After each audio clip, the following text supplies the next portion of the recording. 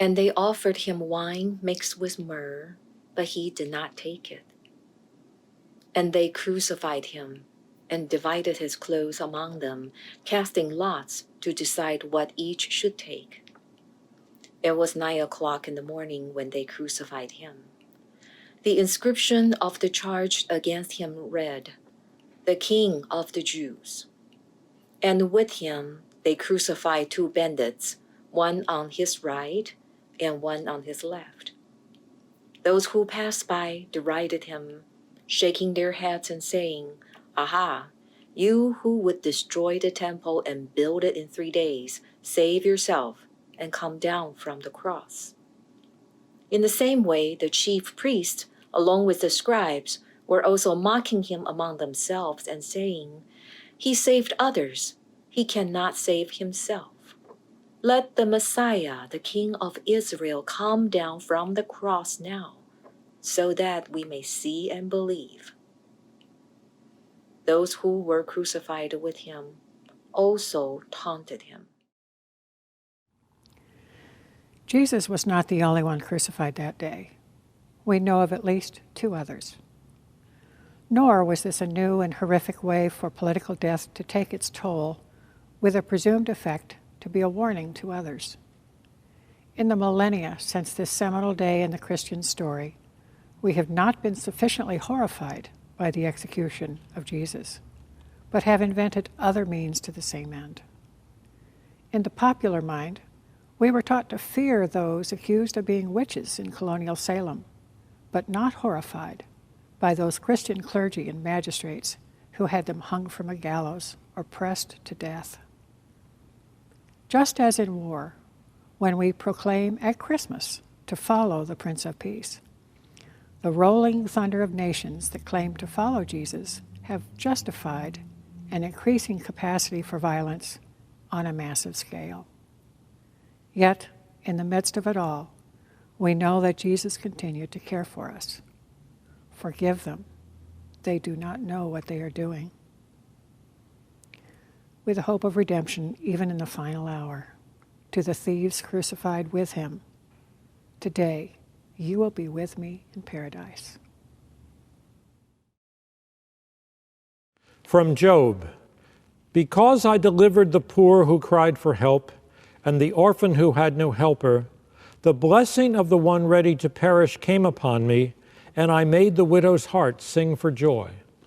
I was eyes to the blind and feet to the lame.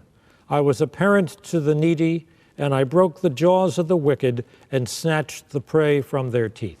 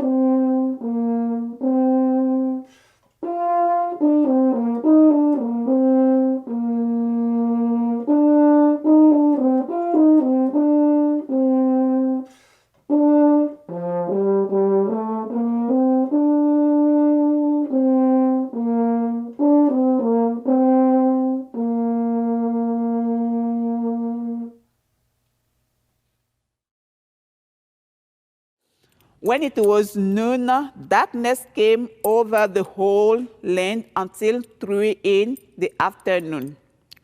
At 3 o'clock, Jesus cried out with a loud voice, "Eloi, Eloi, lema sabachthani," which means, my God, why have you forsaken me?"